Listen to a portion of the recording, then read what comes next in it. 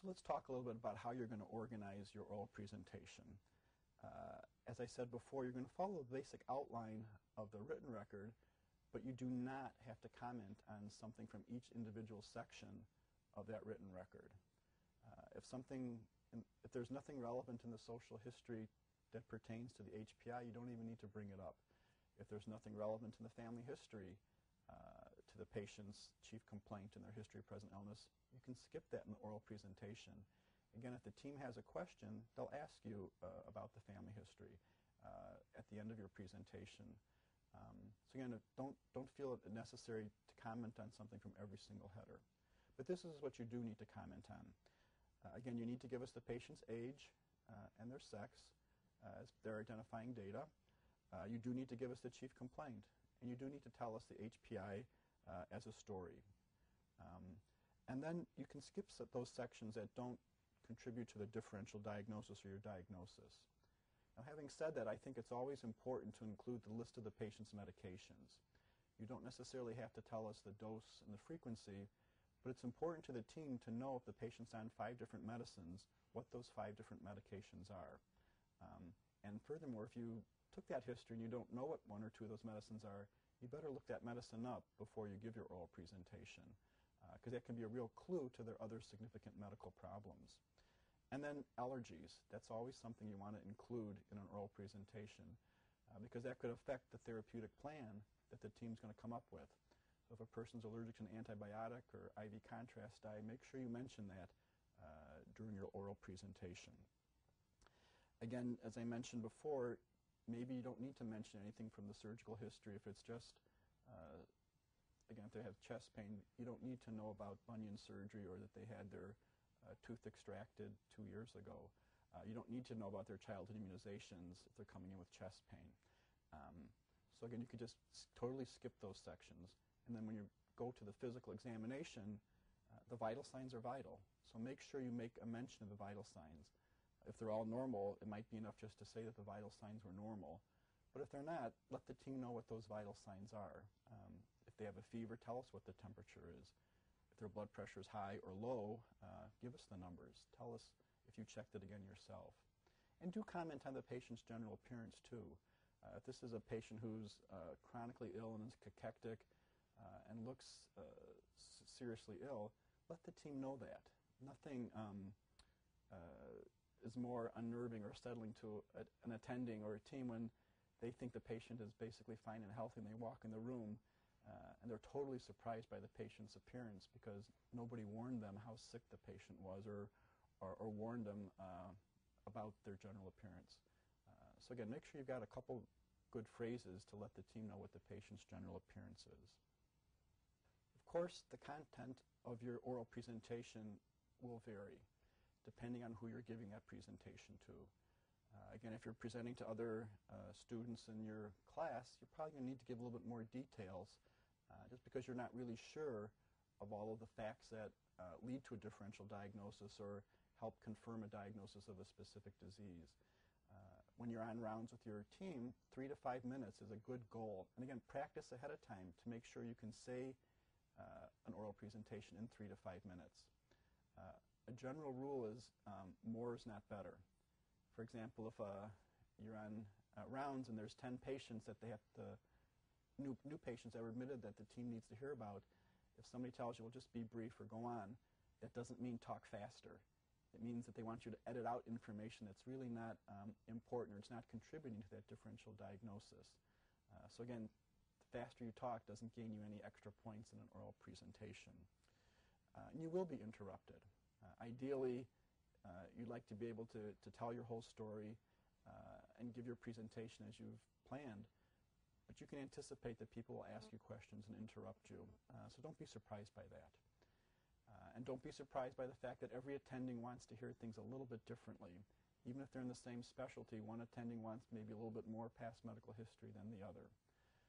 Certainly, depending on the specialty of the attending, different things are important. So, for example, when you're doing your pediatric rotation and you have a young child or an infant that you're presenting on, I can guarantee you that the pediatrician is going to want to know about the birth history. They're probably going to want to know about the child's growth curve or their growth status, as well as developmental milestones, whereas that has no bearing on an adult patient. So again, be aware that each specialty is going to have its own unique data points that they're going to want to hear about on an oral presentation. And pay attention to those other members of your team, the residents, the interns, the fellows. Watch how they give a presentation. Again, this is a skill. This is not something that anyone can give you 5 ground rules for and they'll always be right. This is something that you have to learn to be flexible. Oral presentations are very fluid. And so you have to kind of live with that tension and live with that frustration as you initially stumble through your first few oral presentations. You will get better at this the more you practice. But again, it takes practice. Read about your patients, know your patients inside out, and persevere, because you will get better at doing these.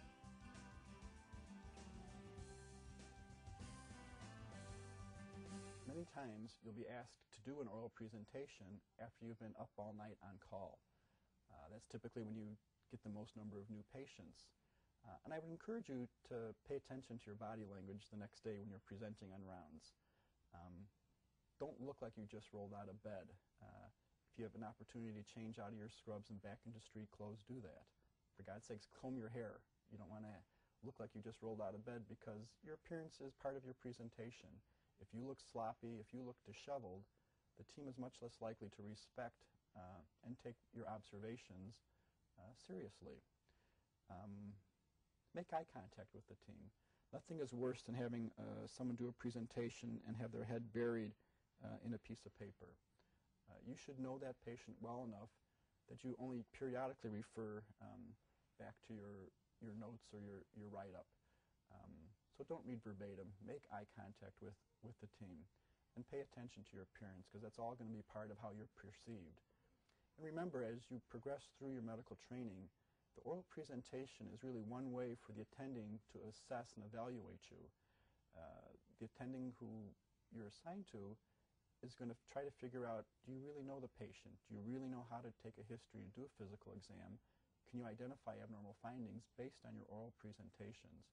So this is a very important way that we in medical education assess a learner's progress through a clerkship or through a rotation.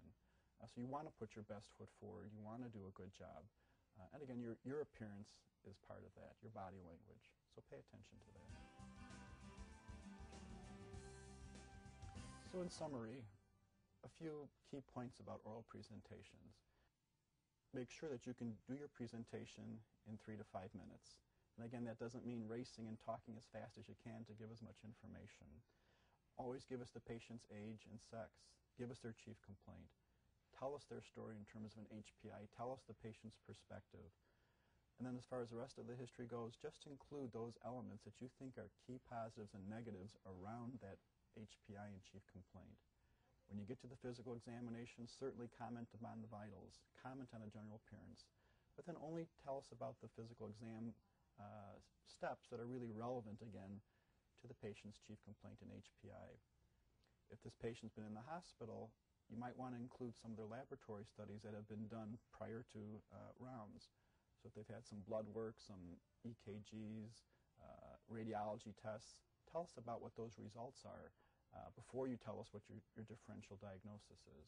And again, an assessment and plan is what is expected from you. We want to know how well you're thinking. We want to know how well you've put this data together. And that's really the difference between second year and moving into third year and beyond, is your thought processes. You've gathered this data. Now what are you going to do with it? How are you going to help your patient with this data? How are you going to come up with their diagnosis and a treatment plan?